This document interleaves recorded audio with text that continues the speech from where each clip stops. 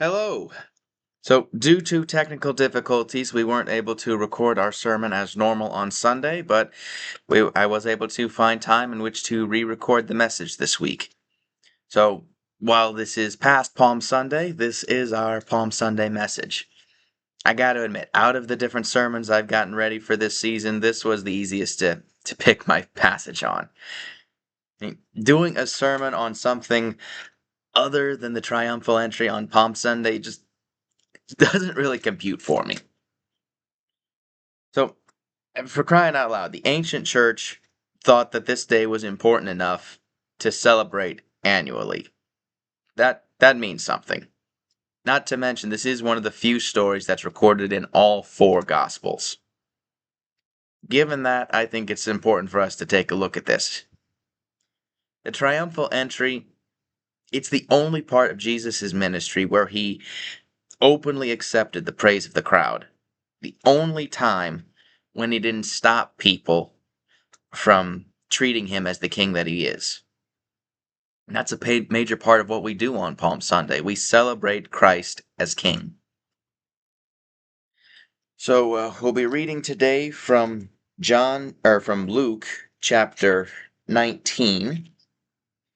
This is what we call a verse by verse sermon. So I will be reading part of it, then discussing, then going back to the text. After telling this story, Jesus went on toward Jerusalem, walking ahead of his disciples. As he came to the town of Bethphage and Bethany on the Mount of Olives, he sent two disciples ahead. Go into that village over there, he told them. As you enter it, you will see a young donkey tied there that no one has ever ridden. Untie it and bring it here. If anyone asks, why are you untying that colt? Just say, the Lord needs it. So they went and found the colt just as Jesus had said. And sure enough, as they were untying it, the owners asked them, why are you untying that colt? And the disciples simply replied, the Lord needs it. So they brought the colt to Jesus and threw their garments over it for him to ride on. So we enter our story today with Jesus on the road. He's making his way to Jerusalem for the big event of Passover. Now, the law does require that all adult Jewish men be in the city of Jerusalem for Passover, unless there's some sort of major hindrance, some sort of emergency situation. Despite that, the fact that Jesus is coming to Jerusalem this day, this is one big risk. The hate the religious leaders have for Jesus, it's just about reached its peak at this point, if it hasn't already crossed that line. Jesus is a wanted man as he goes into the very stronghold of his enemies this day. This is a risky move. But Jesus isn't backing down. And this leads him that day to the Mount of Olives. So, the Mount of Olives is between Bethany and Bethphage. We know that Jesus had been staying in Bethany, so that means that the village that he sends his disciples to is probably the one called Bethphage. Specifically, he picks two disciples and he tells them, go into the village, find a donkey. Tells them they're going to find it, they need to untie it and bring it to him, and if anyone asks what they're doing, essentially if anyone steps in and asks, are you stealing this donkey? Just tell them, the Lord has need of it. So the two disciples, they go into the village, and everything happens just the way Jesus said it was going to go down. Against all odds, they do find the donkey. And then the owner, when they confronts them, they simply tell him the Lord has need of it, and they bring the donkey to Jesus.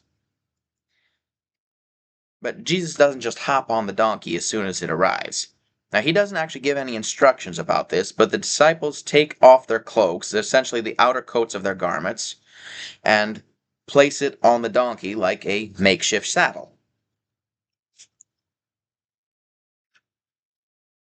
Now, I will admit, it's probably not all the disciples doing this. That 12 guys doing this on one donkey, that'd be a hard seat to sit on. More than likely, this was just the two who went and collected the donkey.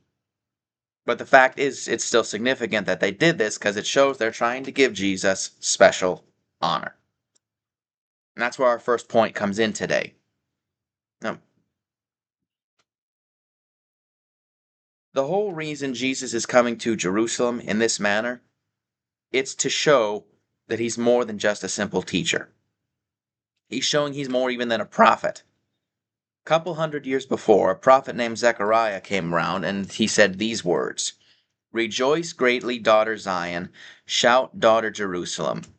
See, your king comes to you, righteous and victorious, lowly and riding on a donkey, on a colt, the foal of a donkey." Zechariah wasn't talking about just any king here. He was talking about the king. He was talking about the Messiah, the king sent by God to bring about the glorious kingdom of heaven, which reunites heaven and earth the way God originally intended it to be. Now, Jesus wasn't just any old king, like that's even a small thing. He was the ultimate king. And that's the whole reason he enters Jerusalem like this. He's announcing himself as king by fulfilling Zechariah's prophecy. He's the king that was told of so long ago. And we actually see how that comes about in everything that goes on before the donkey even arrives. I mean, think about it for a moment. He sent two of his disciples to collect the donkey, describing everything that was going to happen in detail before it actually happens. I don't know about you, but I really don't think it's possible if Jesus isn't truly the king of the universe. He couldn't have done this if he wasn't who he said he was. You could say, actually, that this might have been Jesus' way of giving one last proof to his disciples about who he truly was. Now, the disciples were only just beginning to understand who he really was. They'd gotten it into his heads that he was Messiah. They were right about that, but their concept of Messiah and his concept of Messiah, those weren't in alignment just yet. The disciples didn't understand what he planned to do. So he was trying to give them one last idea of what was coming by how he had them get the donkey. But then if that was a sign to the disciples, the fact that he rode into Jerusalem on that donkey, that's meant to be a sign to the people. And he was fulfilling Zechariah's prophecy, coming in this makeshift royal procession on that donkey. And if that wasn't miracle enough, because this is a fulfillment of prophecy, let's not forget the donkey in question. It's never been ridden before. It's probably not even been trained, it's that young. Untrained donkeys do not typically let the first person who comes along just hop on their back. You'd probably expect something like out of an Abbott and Costello or a Laurel and Hardy movie to happen in that sort of circumstance. But the donkey lets Jesus ride on him. Now, there's a lot of little things that are kind of building up right here, but all of it points as a sign to who Jesus truly is. The fact is, none of these little details would have worked if Jesus was not truly King of the universe. So we pick back up in John at verse 36, or in Luke at verse 36. As he rode along, the crowd spread out their garments on the road ahead of him. When he reached the place where the road started down the Mount of Olives, all of his followers began to shout and sing as they walked along, praising God for all the wonderful miracles they had seen. "Blessings on the King who comes in the name of the Lord. Peace in heaven and glory in highest heaven." But some of the Pharisees among the crowd said, "Teacher, rebuke your followers for saying things like that." He replied, "If they kept quiet, the stones along the road would burst into cheers." So a whole crowd of people gathers near the Mount of Olives. And just as Jesus comes close, they essentially start to party. So, the closest I can think of to what this would have been like, this would have been something similar to the parade and party thrown by the hometown of the team that wins the Super Bowl. It would have been something along the lines of that. So, not unlike the disciples, they start taking their coats off too. And they lay them directly on the road. I mean, they don't have a royal red carpet to put out for Jesus, but they're doing their best to make something special for him, anyways. They also start calling out. Now, this is where my analogy of the Super Bowl parade falls flat, because you don't really expect people to go to the Super Bowl parade and start worshiping.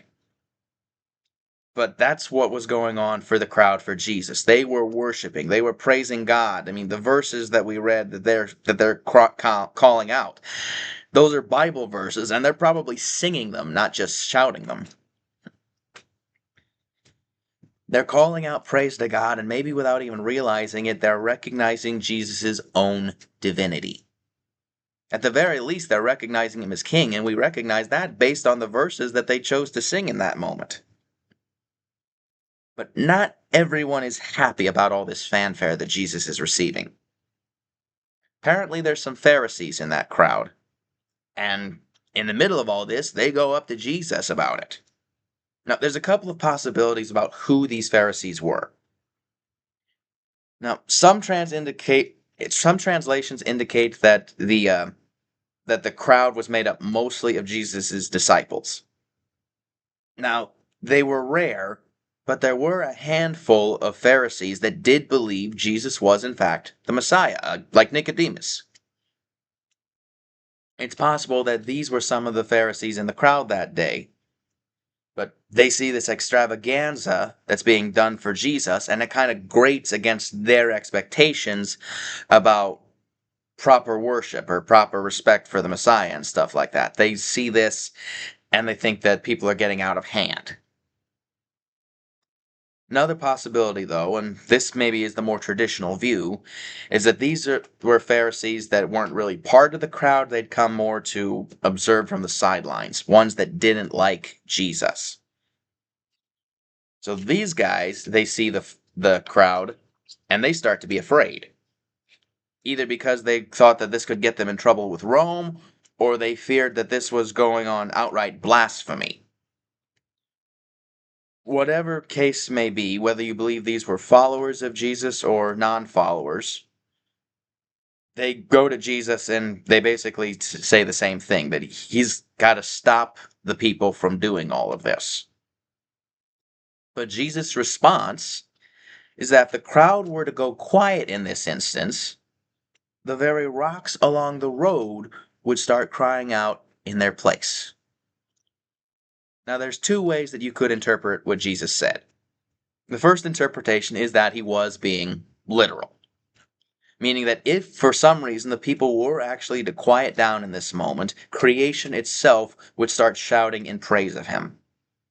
And the other interpretation, and the one I honestly favor, is the metaphorical one, meaning that if the people were quiet, then God in some way or another would make sure that Jesus received the proper praise and glory he deserved in this moment. Regardless of which interpretation you choose, it actually amounts to the same thing. That the praise the crowd was giving Jesus in this moment is right and proper. Despite the concerns of the Pharisees, what would have been wrong in this situation was for the people to stay quiet at this time. And that then shows us what our response should be. I mean, it's one thing for us to say Jesus is our king, but if it never goes any further than our lips, it's no more than hot air.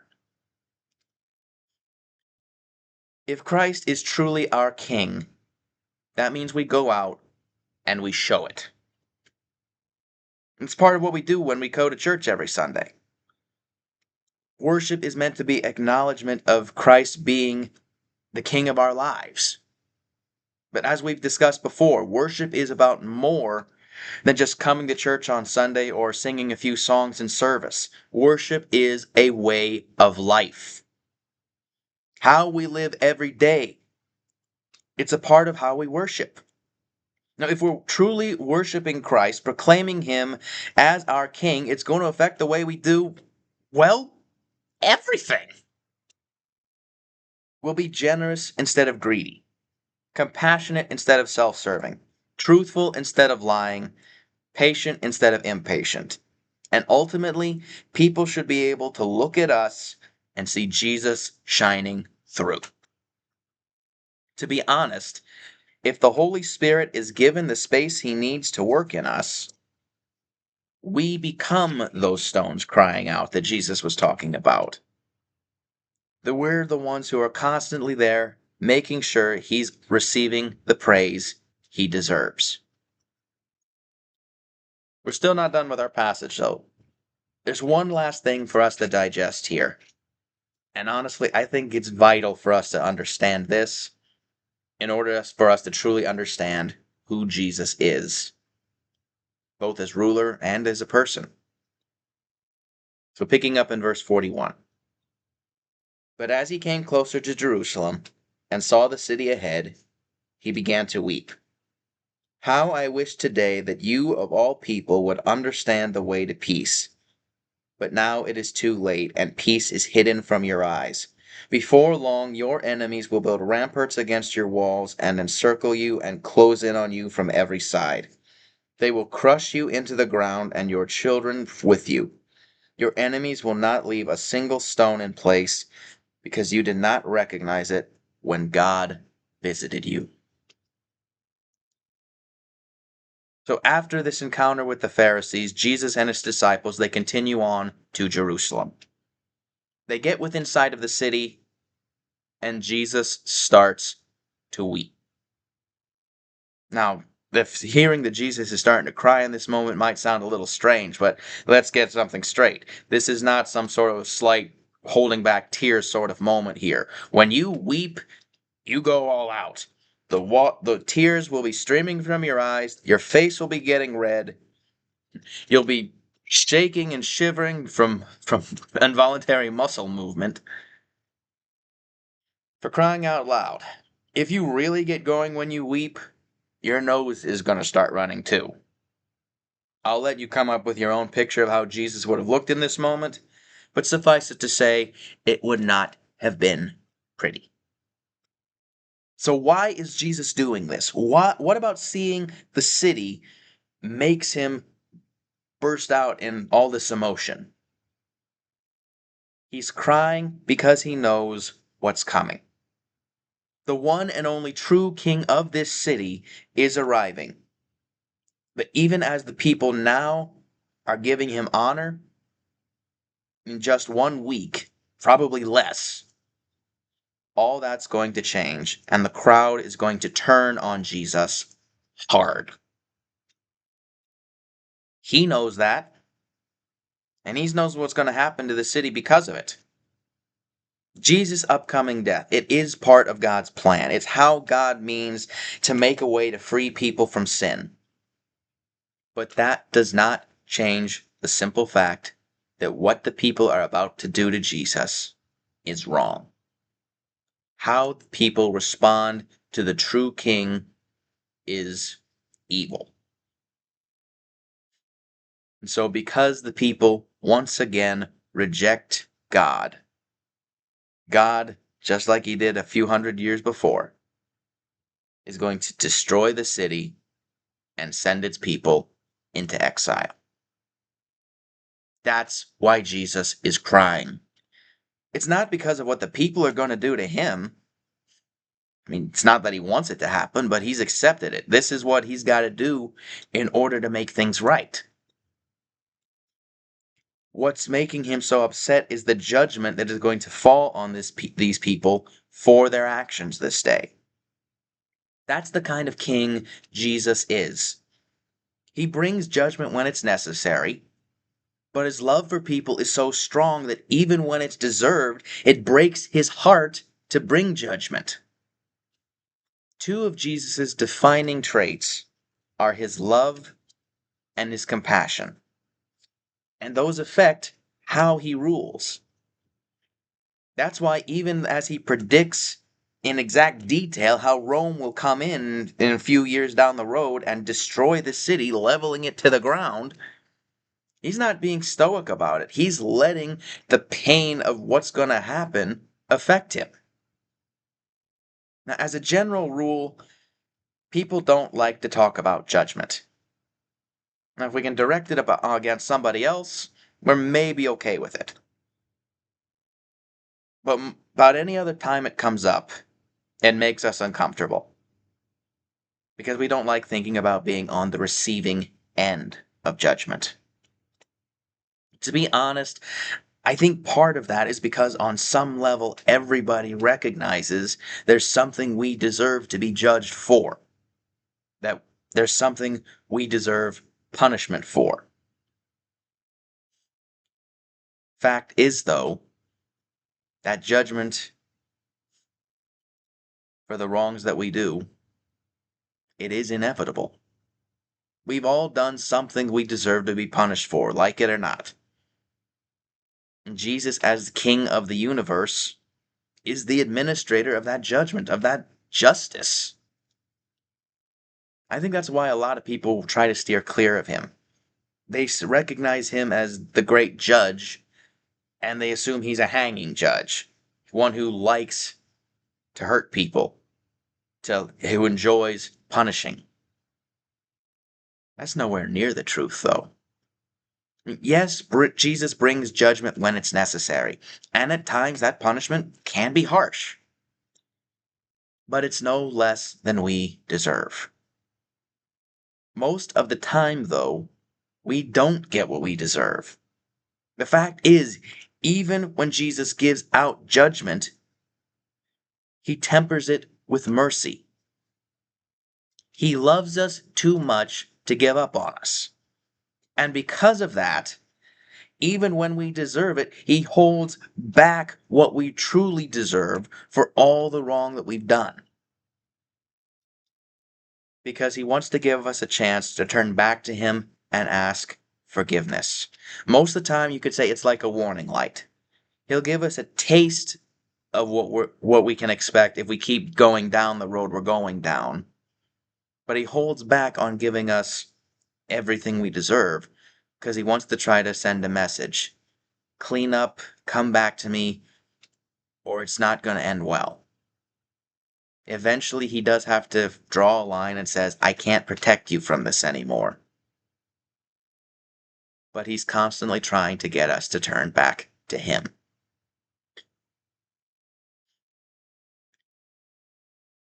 To be honest, I truly believe that when it comes to judgment, Jesus absolutely hates to do it. But it's one of those things that if he doesn't do it, if he just ignores sin without punishment, it's wrong. And he can't do what's wrong, otherwise he ceases to be him. He ceases to be God. So what does it mean for us, though? It means we can trust him. He's not going to give judgment we do not deserve. And even then, he's going to give us a chance to turn things around, to turn back to him, and so hopefully we don't have to receive the worst of the judgment. We don't need to be afraid of Jesus as our King, because he's both loving and just. Now, I think most people recognize that there needs to be a balance in leadership on this. When we look at people that we elect to office, we want people who are going to be tough on crime, but we also want people who are going to relate to us, who aren't going to, get a kick out of hurting people. We recognize the need both for justice and love in leadership. Jesus is the perfect example of both. And because of that, we can trust him to lead right, that we can follow him without issue, that we can trust him to lead us right. And this also should give us the reason to give him the praise and glory he deserves. He's a king worthy of our trust, worthy of our praise. That's what we celebrate every year on Palm Sunday.